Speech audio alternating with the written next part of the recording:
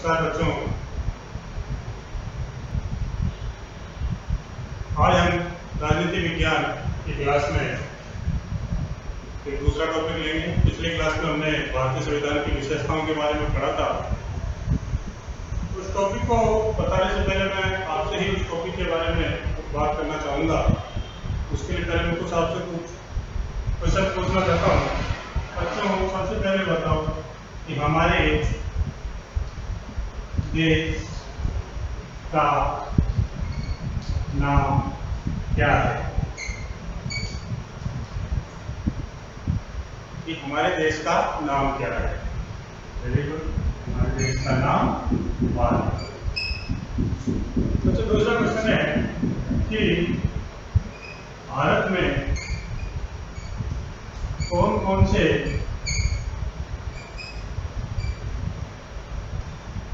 राष्ट्रीय पर्व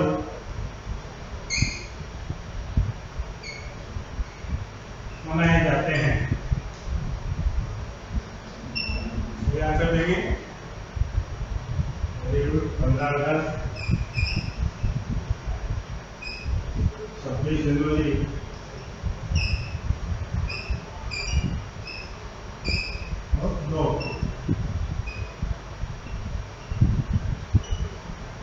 15 अगस्त को हम स्वतंत्रता दिवस मनाते हैं, 26 जनवरी को हम गणतंत्र दिवस मनाते हैं, 2 अक्टूबर को हम गांधी जयंती मनाते हैं। तो बच्चों, दिल्ली में 26 जनवरी के दिन मुख्य समारोह होता है। उस समारोह में 26 जनवरी को दिल्ली में ध्वजारोहण किसके द्वारा होता है?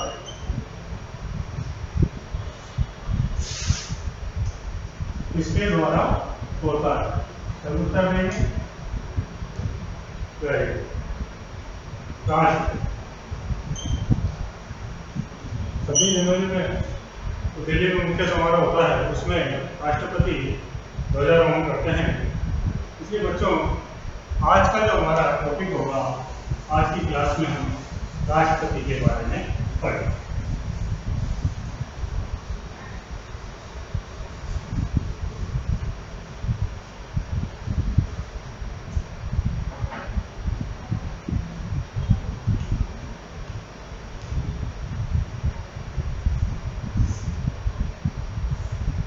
आज का हमारा टॉपिक है राष्ट्रपति। बच्चों, आप सब जानते हैं जैसे कि सरकार के 3 अंग होते हैं।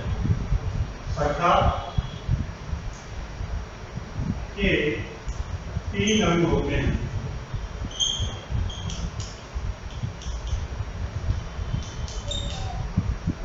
पहला अंग होता है विधायिका,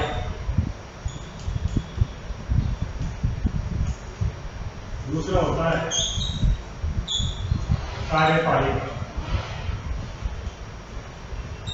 और तीसरा होता है न्यायपालिका। ये सरकार के 3 अंग होते हैं, विधायिका, कार्यपालिका और न्यायपालिका। विधायिका का कार्य होता है कानूनों का निर्माण करना।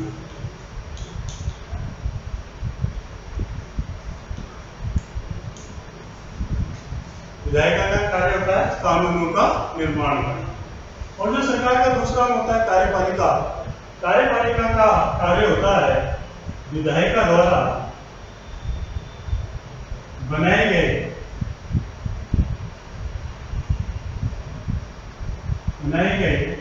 कानूनों को लागू करना। कार्यपालिका, विधायिका जो भी कानून बनाती है, उन कानूनों को देश में लागू करने का कार्य करती है। और जो सरकार का तीसरा अंग होता है न्यायपालिका, ये विधायिका द्वारा बनाए गए कानूनों को या जिन कानूनों को कार्यपालिका लागू करती है, उन कानूनों की व्याख्या करने का कार्य है। उन कानूनों की व्याख्या करने का कि वास्तव में जो कानून बनाए गए हैं वो कानून हमारे देश की जनता के लिए हितकर हैं या नहीं है, या यूं कह सकते हैं कि न्यायपालिका कार्यपालिका द्वारा जो लागू किए गए कानून हैं उन कानूनों की वैधता की जांच करें।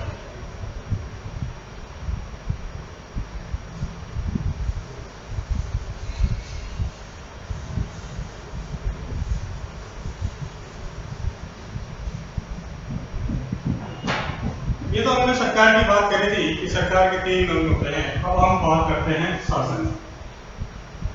बच्चों देखो, शासन 2 प्रकार का होता है। पहला संसदात्मक शासन व्यवस्था,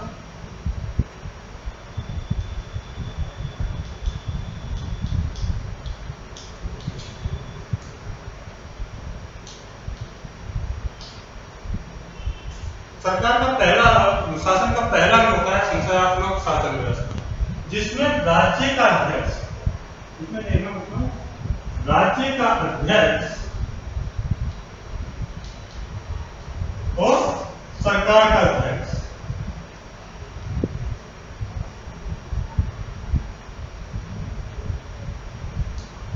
दोनों अलग अलग।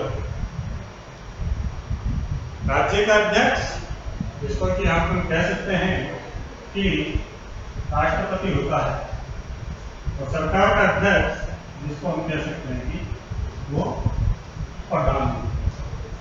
ये दोनों अलग अलग होते हैं, राज्य का अध्यक्ष और सरकार का अध्यक्ष, ये दोनों अलग होते हैं। संसदात्मक जो शासन व्यवस्था होती है, इस संसदात्मक शासन व्यवस्था में जो व्यवस्था क्या होती है वो कार्यपालिका के प्रति जिम्मेदार होती है। और जो संसदात्मक जो शासन व्यवस्था है वो भारत में पाई जाती है। भारत संसदात्मक शासन व्यवस्था का एक बहुत अच्छा उदाहरण है। दूसरी जो व्यवस्था होती है वो व्यवस्था होती है अध्यक्षात्मक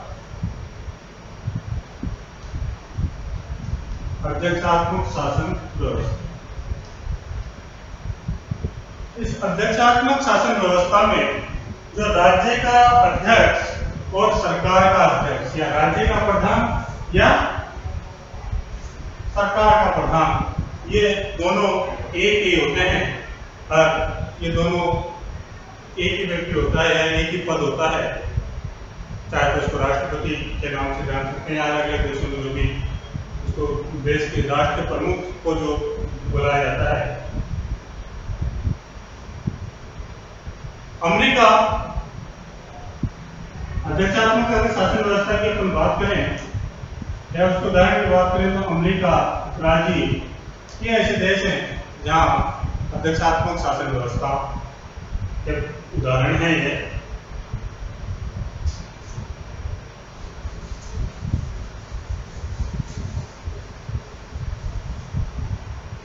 बच्चों, अगर हम बात करें हमारे देश की, तो हमारे देश में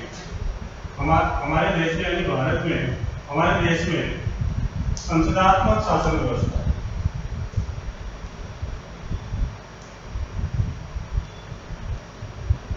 संसदात्मक शासन व्यवस्था है और इस संसदात्मक शासन व्यवस्था में राज्य का अध्यक्ष और सरकार का अध्यक्ष दोनों अलग अलग होते हैं।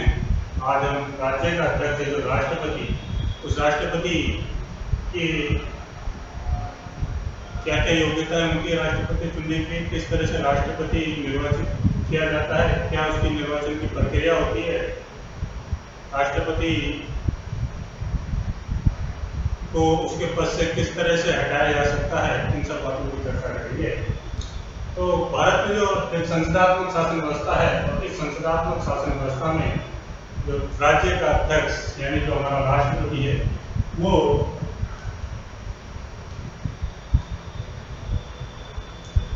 राष्ट्र का प्रथम व्यक्ति माना जाता है, राष्ट्र का प्रथम नागरिक माना जाता है।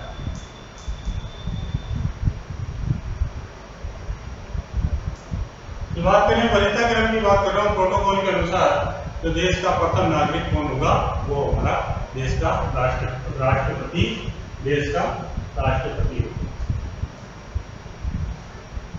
हमारे देश का जो राष्ट्रपति वो देश का प्रथम नागरिक कहलाता है। अब बच्चों बात करते हैं अपन राष्ट्रपति के निर्वाचन।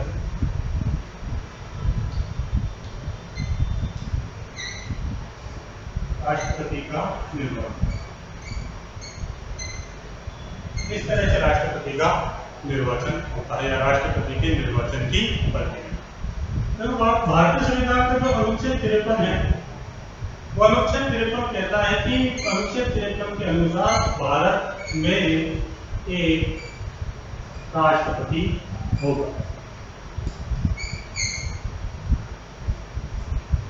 कि भारत में एक अनुच्छेद 53 कहता है कि भारत में एक राष्ट्रपति होगा और अनुच्छेद जो 54 है वो कहता है कि भारत में एक राष्ट्रपति होगा। राष्ट्रपति की शक्तियों का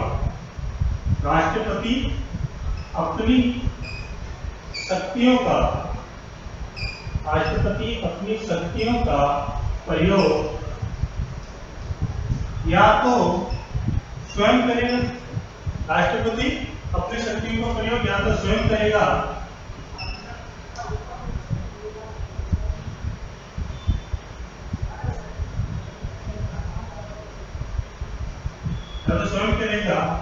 या अपने अधीनस्थ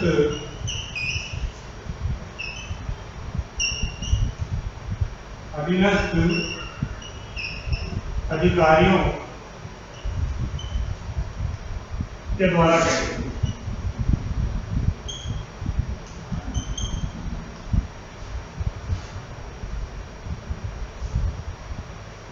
तो मैंने बताया कि अनुच्छेद 52 है उसके अनुसार भारत में एक राष्ट्रपति होगा और अनुच्छेद जो 53 है उस 53 के अनुसार राष्ट्रपति अपनी शक्तियों का जो प्रयोग है या तो स्वयं करेगा या अपने अधीनस्थ पदाधिकारियों के द्वारा करेगा।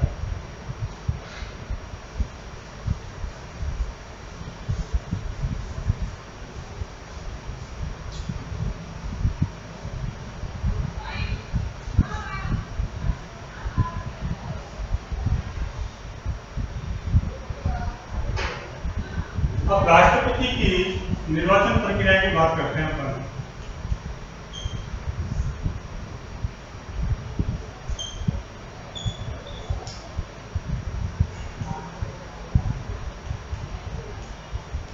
राष्ट्रपति की निर्वाचन प्रक्रिया का वर्णन अनुच्छेद 54 में किया गया है। राष्ट्रपति की निर्वाचन प्रक्रिया का वर्णन अनुच्छेद 54 में किया गया है, जिसके अनुसार कि राष्ट्रपति का निर्वाचन एक निर्वाचक मंडल द्वारा किया जाएगा। यानी एक निर्वाचक मंडल द्वारा राष्ट्रपति का निर्वाचन किया जाएगा। अब इस निर्वाचक मंडल में कौन कौन शामिल होगा कि इस निर्वाचन राष्ट्रपति का निर्वाचन मंडल है, इस निर्वाचन मंडल में लोकसभा और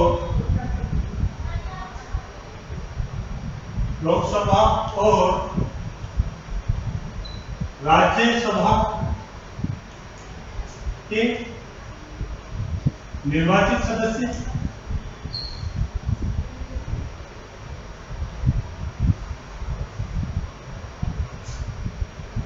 राज्य विधानसभा के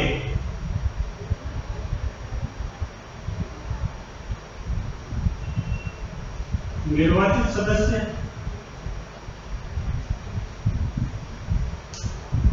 और इसके अलावा दिल्ली और पुदुचेरी इन जो केंद्र शासित प्रदेश है, इन राज्यों के जो विधानमंडल है उनके निर्वाचित सदस्य भी राष्ट्रपति के निर्वाचन में भाग लेंगे। मैंने एक चीज यहाँ पे लिखी कि लोकसभा और राज्यसभा के निर्वाचित सदस्य, कि लोकसभा और राज्यसभा के जो सदस्य सिर्फ निर्वाचित है वही सदस्य राष्ट्रपति के चुनाव में भाग ले सकते हैं। निर्वाचित सदस्य आप सब जानते हैं कि सदस्य दो प्रकार के होते हैं, एक निर्वाचित सदस्य और एक मनोनीत सदस्य। निर्वाचित सदस्य की बात करें तो लोकसभा की जो सदस्य संख्या है वो है 545। ठीक है, तो इस 545 में से 2 सदस्य राष्ट्रपति द्वारा मनोनीत किए जाते हैं, 543 सदस्य ये जनता द्वारा चुने जाते हैं। और ऐसे ही राज्य सभा की जो संख्या है वो 245, तो 245 में से 12 सदस्य राष्ट्रपति द्वारा मनोनीत किए जाते हैं और कितने 235 और 233 सदस्य ये निर्वाचित सदस्य निर्वाचित होकर आते हैं। अब ये निर्वाचित मनोनीत सदस्य कौन होते हैं? लोकसभा में अगर राष्ट्रपति को लगता है कि एंग्लो इंडियन समुदाय को प्रतिनिधित्व नहीं मिला तो 2 सदस्य राष्ट्रपति लोकसभा में एंग्लो इंडियन समुदाय के मनोनीत करता है। वैसे ही राज्यसभा में अगर उसको लगता है राज्यसभा में राष्ट्रपति 12 सदस्य मनोनीत करता है तो ज्ञान विज्ञान कला और साहित्य के क्षेत्र के पारंगत होते हैं, उन व्यक्ति को राष्ट्रपति मनोनीत करता है। इसलिए राष्ट्रपति के चुनाव में ये सदस्य भाग नहीं लेते हैं, सिर्फ निर्वाचित सदस्य ही राष्ट्रपति के चुनाव में भाग। ये तो राष्ट्रपति की निर्वाचन मंडल की बात हुई कि राष्ट्रपति की निर्वाचन प्रक्रिया में एक निर्वाचन मंडल भाग लेता है जो राष्ट्रपति का निर्वाचन करता है। अब अपन बात करते हैं कि कौन व्यक्ति राष्ट्रपति बन सकता है। राष्ट्रपति की जो निर्वाचन प्रक्रिया है इसके बारे में थोड़ी देर बाद में बात करेंगे। सबसे पहले कि कौन व्यक्ति राष्ट्रपति बन सकता है, यानी राष्ट्रपति बनने की योग्यता। कि कौन व्यक्ति राष्ट्रपति बन सकता है, राष्ट्रपति बनने की जो योग्यता है, कि सबसे पहले तो अपन उत्तर जब भी लिखने हैं, अधिकतर मैंने पहले भी आपको कई क्लास में कहा है कि अपन जनरली जब किसी योग्यता लिखते हैं, खास करके प्रधान राष्ट्रपति, राज्यपाल, मुख्यमंत्री ऐसे कुछ बातें करते हैं, तो सबसे पहले हम लिखते हैं कि वह भारत का नागरिक,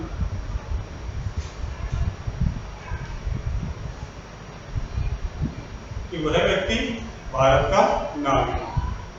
दूसरी जो योग्यता जनरली उसको लिखी जाती है वो लिखी जाती है उसकी आयु के संबंध में, कि उसकी आयु कितनी है, उसकी आयु 35 वर्ष से कम न,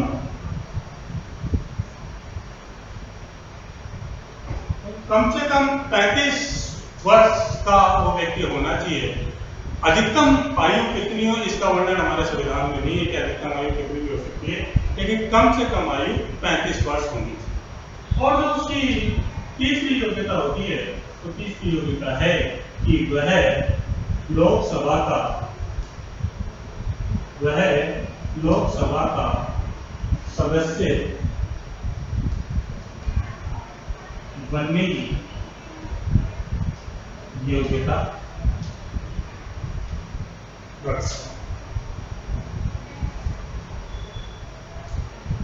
जो व्यक्ति लोकसभा का सदस्य बनने की योग्यता रखता हो वही व्यक्ति राष्ट्रपति के चुनाव में भाग ले सकता है। ये भारत का नागरिक हो, उसकी आयु कम से कम 35 साल हो और लोकसभा का सदस्य चुनने की वो योग्यता रखता हो।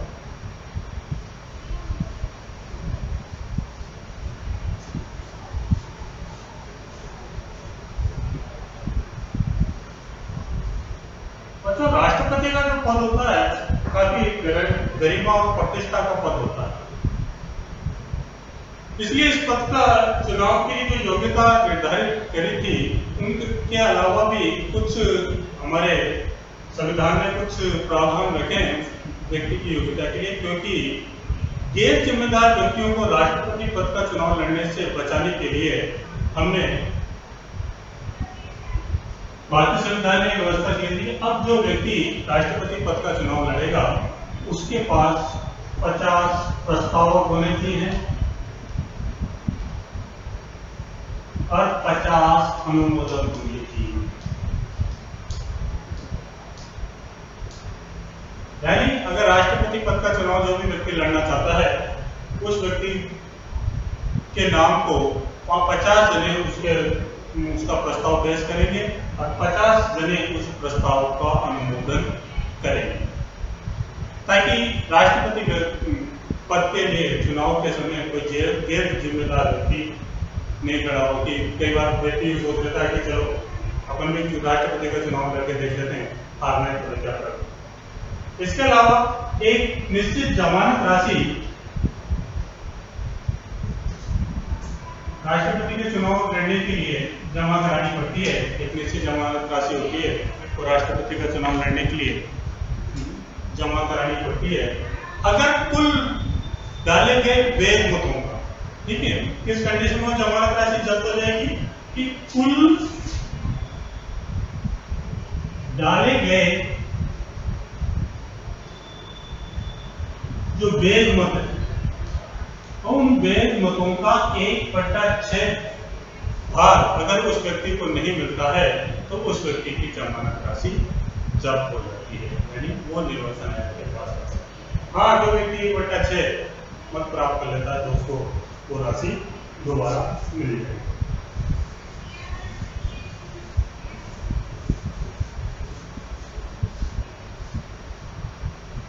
अब बात करते हैं अपन कि राष्ट्रपति की निर्वाचन प्रक्रिया।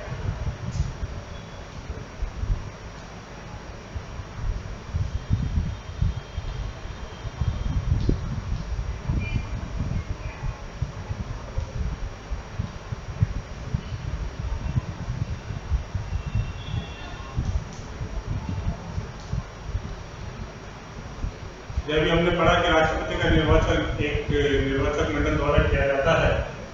अब राष्ट्रपति की निर्वाचन प्रक्रिया के राष्ट्रपति का निर्वाचन किस तरह से होता है? तो राष्ट्रपति का निर्वाचन जनता द्वारा अप्रत्यक्ष रूप से किया जाता है। जैसा कि मैंने बताया था ना कि निर्वाचक मंडल द्वारा किया जाता है, तो उस निर्वाचक मंडल में कौन कौन शामिल है? लोकसभा के सदस्य। लोकसभा के सदस्य को चुना किसने? जनता ने चुना। और हमारे द्वारा जो चुने हुए प्रतिनिधि हैं, वो प्रतिनिधि राष्ट्रपति का चुनाव कर रहे हैं। यानी किसी न अप्रत्यक्ष रूप में जनता ने ही राष्ट्रपति का चुनाव किया। यानी अप्रत्यक्ष रूप में राष्ट्रपति का चुनाव गुप्त मतदान प्रणाली के द्वारा किया जाता है। राष्ट्रपति का जो चुनाव है, उस चुनाव में सभी राज्यों या लोकसभा और राज्यसभा के जो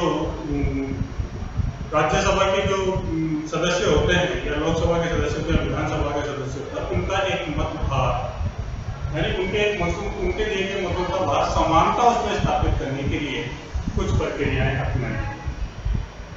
कि राष्ट्रपति का निर्वाचन, जैसे हमने बताया कि राष्ट्रपति का निर्वाचन अप्रत्यक्ष रूप से गुप्त मतदान प्रणाली के द्वारा होता है। एकल सर्वमणीय गुप्त मतदान प्रणाली के द्वारा इसमें किया जाता है। हर लोकसभा, राज्यसभा और राज्य विधानमंडल के सदस्य इसमें भाग लेते हैं। इतना बड़ा देश है, अलग अलग देश की जनसंख्या है, अलग अलग राज्यों की जनसंख्या है, तो हर राज्य के प्रत्येक व्यक्ति का समान प्रतिनिधित्व राष्ट्रपति के निर्वाचन में मिले, उसके लिए हमने कुछ प्रक्रियाएं यहाँ पे रखी। क्या क्या प्रक्रियाएं होती है कि जैसे सबसे पहले अपन बात करते हैं कि राज्य विधानमंडल में विधायक का, जो कि विधानमंडल के सदस्य का विधायक का मतभार निश्चित करना। राज्य जो विधानमंडल है उसका मतभार किस तरह से अपन निश्चित करेंगे, उसके लिए क्या विशेष प्रक्रिया यहाँ पे अपनाई जाएगी। जो उसका जो सूत्र है वो है राज्य की कुल जनसंख्या। सबसे पहले अपन राज्य की कुल जनसंख्या लिखेंगे और फिर लिखेंगे राज्य विधानमंडल के निर्वाचित विधानसभा, जो विधानसभा जाएगी। देखो बच्चों, एक चीज मैं यहाँ पे क्लियर करना चाहूंगा कि राज्यों के विधानसभा के ही सदस्यों का विधानसभा के सदस्यों को ही राष्ट्रपति की निर्वाचक मंडल में शामिल किया जाता है। विधान परिषद को नहीं किया जाता क्योंकि विधान परिषद सभी राज्यों में नहीं। इसके विधानमंडल या विधानसभा के निर्वाचित सदस्यों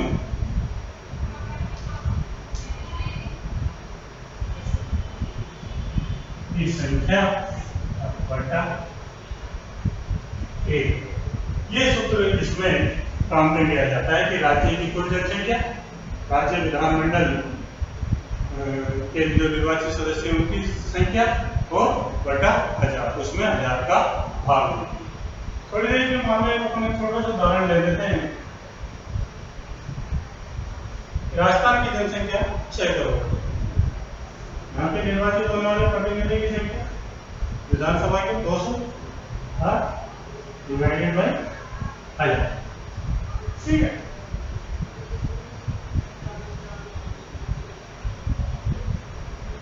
ये आया अपने पास।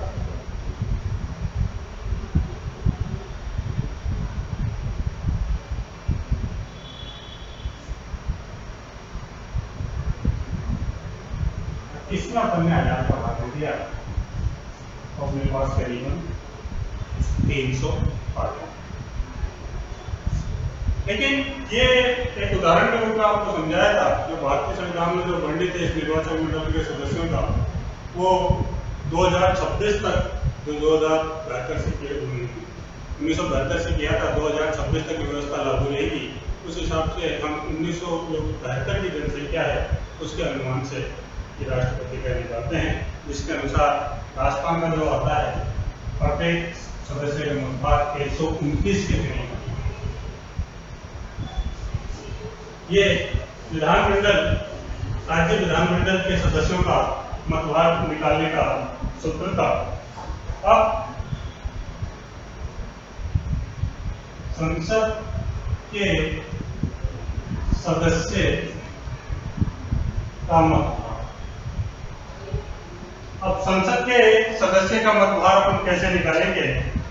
तो संसद के सदस्य का मतभाग निकालने के लिए राज्य की जो विधायिका है, राज्य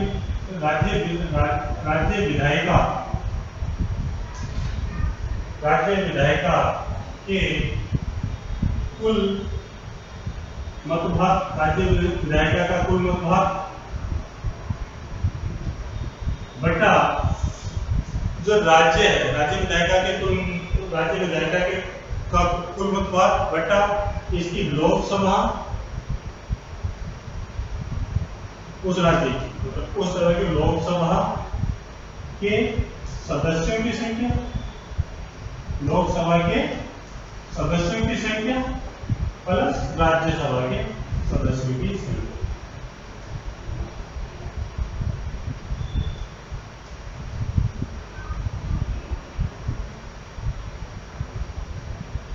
यानी जो कुल मतभाग आएगा कि संसद के सदस्य, उस राज्य के जो संसद सदस्य हैं, जो लोकसभा के सदस्य, जो राज्यसभा के सदस्य, उनके सदस्यों का मतभाग निकालने के लिए जो राज्य विधायिका के कुल सदस्यों का मतभाग और लोकसभा के सदस्य प्लस राज्यसभा के सदस्यों का कुल मतभाग का उसमें भाग दिया जाएगा, और इसमें +1 और इसमें भी +1 करके उसका भाग दिया जाएगा।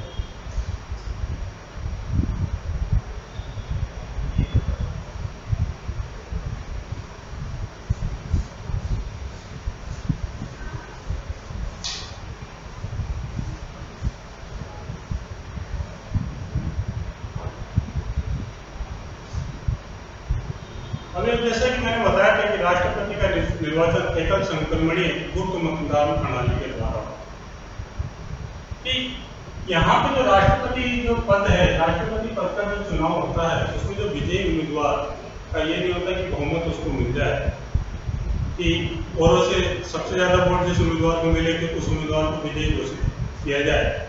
इसमें ऐसा नहीं होता। इसमें विजयी उम्मीदवार को एक न्यूनतम कोटा प्राप्त करना होगा। विजयी उम्मीदवार है, उसको एक न्यूनतम कोटा प्राप्त करना होगा, और न्यूनतम कोटा जो प्राप्त करने का सूत्र है, कि कैसे न्यूनतम कोटा प्राप्त करते हैं। न्यूनतम कोटा जो है न्यूनतम कोटा जो प्राप्त करने का सूत्र है वो है डाले गए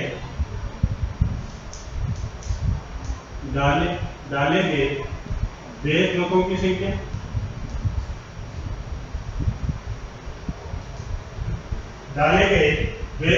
संख्या बटा निर्वाचित होने वाले प्रतिनिधियों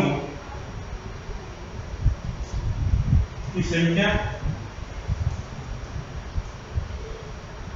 +1 और इसमें भी +1।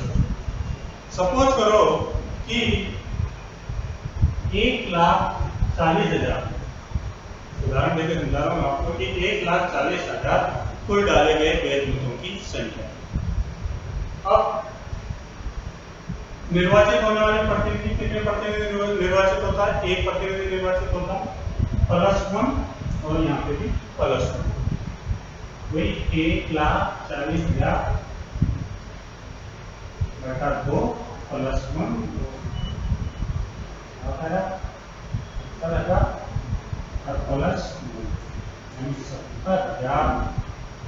एक वोट जब तक किसी प्रतिनिधि को नहीं मिलेंगे, यानी ये एक न्यूनतम कोटा है राष्ट्रपति के चुनाव के लिए। उदाहरण के द्वारा समझाया, जब तक 70,001 वोट किसी व्यक्ति को नहीं मिलेंगे, जो न्यूनतम कोटा है, तब तक वो व्यक्ति विजयी नहीं माना। इसको एक छोटे से एग्जाम्पल से मैं आपको समझा देता हूँ थोड़ी सी प्रक्रिया की, किस तरह की प्रक्रिया होती है।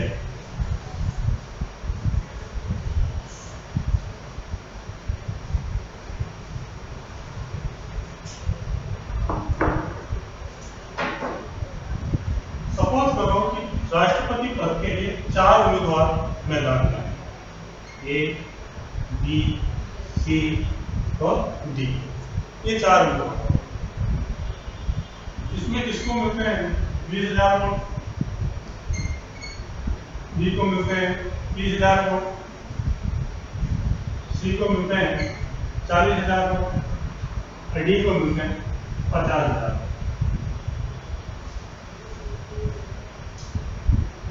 जनरली देखने से पता चलता है कि डी को सबसे ज्यादा वोट मिले तो डी को विजयी होना चाहिए, लेकिन क्योंकि मैंने अभी यहाँ पे समझाया कि एक न्यूनतम कोटा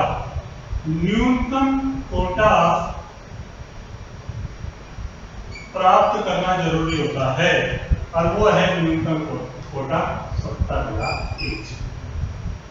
न्यूनतम कोटा कितना है? 70,001। तो न्यूनतम कोटा भी यहाँ पे किसी को व्यक्ति को भी प्राप्त नहीं हुआ, तो इसलिए अभी यहाँ पे परिणाम नहीं निकाला जाएगा, किसी भी व्यक्ति को विजयी घोषित नहीं किया जाएगा। कि उसमें क्या होता है कि प्रथम चरण की गणना होती है, उस प्रथम चरण की गणना में अगर किसी व्यक्ति को निश्चित कोटा नहीं मिल पाता है, तो जिस वरीयता क्रम में जिस व्यक्ति को सबसे कम वोट मिले, अब वरीयता क्रम में सबसे कम वोट किसको मिल रहे हैं? 20,000, एक को, तो एक को हटा दिया जाएगा। एक जो वोट है वो बाकी में अनुपात के हिसाब से बराबर बांट दिए, और बाकी में अनुपात के हिसाब से अगर ये बराबर बांटते हैं तो 5,000 इसके बढ़ जाएंगे, 5,000 इसके बढ़ेंगे, अब 10,000 इसके बढ़ेंगे, इसके तो हो जाएंगे 35,000,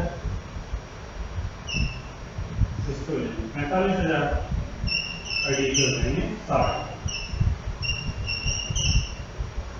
देखिए अब देखो कि अब जो भी न्यूनतम कोटा था अभी भी वो किसी व्यक्ति को प्राप्त नहीं हो रहा, तो फिर उससे अगले चरण की गणना हो। तो ये मतगणना ऐसे ही आगे बढ़ती रहती है जब तक कि किसी भी व्यक्ति को निश्चित कोटा प्राप्त नहीं हो जाता। निश्चित कोटा प्राप्त होने के बाद जब जिस व्यक्ति को निश्चित कोटा प्राप्त होगा वो व्यक्ति चुनाव में विजयी माना जाएगा। फिर मान लो कि द्वितीय चरण की गणना के बाद अब सबसे कम वोट किसके रहेंगे? सबसे कम वोट किसके रहेंगे? तो इसको हटा देंगे, तो इसके वोटों को दोनों में बांट दिया जाएगा। उसके बाद जिस व्यक्ति को न्यूनतम कोटा प्राप्त हो जाएगा उस व्यक्ति को विजयी उम्मीदवार घोषित कर दिया जाएगा। इसके ऊपर जिसको मांगेंगे तो डी को न्यूनतम कोटा प्राप्त हो जाएगा, डी व्यक्ति उम्मीदवार बन जाएगा। ये राष्ट्रपति की निर्वाचन प्रक्रिया थी।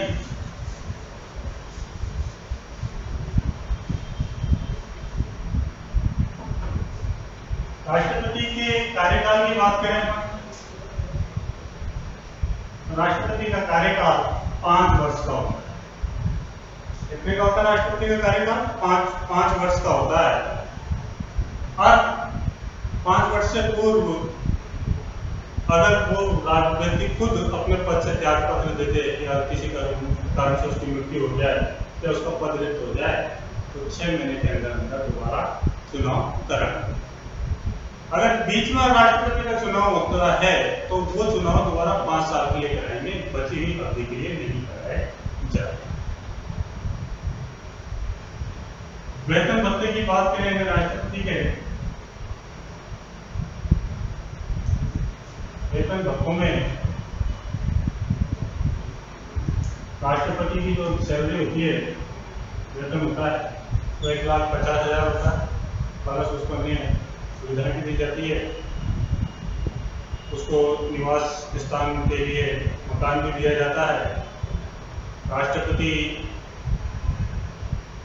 की रिटायरमेंट के बाद या उसकी मृत्यु के बाद उसकी आधी पेंशन उसकी पत्नी को मिलती है। रिटायरमेंट के बाद जब तक वो व्यक्ति है तब तक उसको पेंशन मिलती रहेगी। आजीवन रहने के लिए उसको एक मकान दिया जाता है। राष्ट्रपति जो निवास की बात करें तो राष्ट्रपति का जो निवास है वो दिल्ली में है, रायसीना हिल्स में, जो राष्ट्रपति भवन के नाम से जाना जाता है। इसके अलावा हिमाचल प्रदेश की राजधानी शिमला में सरवरा नामक स्थान पर उसका एक और निवास स्थान है जो द रिट्रीट के नाम से जाना जाता है। इसके अलावा आंध्र प्रदेश में हैदराबाद के निकट एक और उसका निवास स्थान है जो राष्ट्रपति निलयम के नाम से जाना जाता है। यहाँ पे ये तीनों ही जगह राष्ट्रपति का निवास स्थान है जो औपचारिक निवास स्थान होता है। वेतन भत्तों के बाद अब बात करते हैं राष्ट्रपति की शपथ की। राष्ट्रपति शपथ जब चुनाव जीतने के बाद आता है तो राष्ट्रपति को शपथ दिलाई जाती है। राष्ट्रपति शपथ लेता है कि वह संविधान की रक्षा करेगा और जनता का कल्याण करेगा। इन्हीं बातों की राष्ट्रपति शपथ लेता है कि राष्ट्रपति संविधान की रक्षा करेगा और जनता का कल्याण करेगा। अब एक और इसमें चीज आती है कि राष्ट्रपति जो शपथ लेता है, ये वैसे तो इस चीज का उल्लेख भारतीय संविधान में संवैधानिक रूप से नहीं है, लेकिन परंपरा बनी हुई है कि राष्ट्रपति, भारत का राष्ट्रपति 25 जुलाई को शपथ लेता है। जनरली भारत का राष्ट्रपति कब शपथ लेता है? 25 जुलाई को शपथ लेता है। जैसे अमेरिका में तो प्रावधान है कि अमेरिका के नवंबर माह के जो पहले सप्ताह का जो नवंबर माह का जो पहला मंगलवार पड़ेगा, पहले सप्ताह में मंगलवार पड़ेगा, राष्ट्रपति उस दिन शपथ लेता है।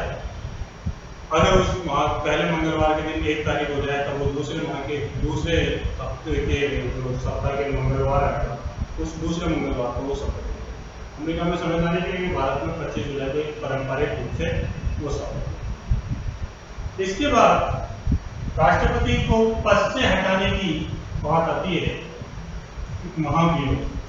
देखो किसी आम अपराधी पर कोई आरोप लगाया जाता है तो उसको अभियोग करते, लेकिन प्रोटोकॉल के हिसाब से देश का प्रथम नागरिक है, इसलिए इस पर जो आरोप अभियोग लगाया जाएगा उस अभियोग को महाभियोग है। जो महाभियोग जो लगाने, सबसे पहले तो महाभियोग क्यों लगाया, कारण क्या है महाभियोग लगाने कि अगर राष्ट्रपति को लगता है, अगर लोकसभा या राज्यसभा या संसद को लगे कि राष्ट्रपति संविधान का अतिक्रमण कर रहा है तो उस संविधान से एक ही कारण है कि संविधान के अतिक्रमण करने के कारण, सिद्ध कदाचार के कारण उसको उसके पद से हटाया जा सकता है। उससे पद से हटाने की प्रक्रिया महाभियोग कहलाती है। महाभियोग का जो प्रस्ताव है वो लोकसभा और राज्यसभा दोनों में से किसी में भी प्रस्तुत किया जा सकता है, यानी लोकसभा में भी लगा सकते हैं उस प्रस्ताव को और राज्यसभा में भी लगा सकते हैं। और लोकसभा ने लोकसभा में प्रस्तुत किया तो उसको प्रस्तुत करने के लिए कम से कम 1/4 सदस्यों का समर्थन चाहिए होता है। ऐसे ही यहाँ पे होता है, ये इसमें जाएगा, अगर इसमें लगता है तो 1/4 सदस्यों का समर्थन होगा। फिर लोकसभा में प्रस्ताव पेश होगा। लोकसभा में प्रस्ताव पेश होने के बाद अगर लोकसभा में पास हो जाता है तो वो फिर राज्यसभा में जाता है। ठीक है, प्रस्ताव पेश करने से एक बात और विशेष, प्रस्ताव पेश करने से 14 दिन पूर्व राष्ट्रपति को इसकी सूचना देनी आवश्यक है। अगर दोनों सदनों से प्रस्ताव पारित हो जाता है तो जिस दिन वो प्रस्ताव पारित हो गया उसी दिन से राष्ट्रपति का पद रिक्त माना जाता है। इसमें ये नहीं कि कोई व्यक्ति पद नहीं छोड़े, पद रिक्त माना जाता है, बाकी की कार्रवाई फिर आगे सरकार अपने तरीके से। बच्चों, ये आज हमने राष्ट्रपति के कार्य, राष्ट्रपति की निर्वाचन प्रक्रिया के बारे में पढ़ा। अगली क्लास में अपन इसके कार्य और शक्तियों का वर्णन करेंगे। आपकी कोई क्वेरीज हो तो प्लीज मेरे से संपर्क करें निश्चित समय में।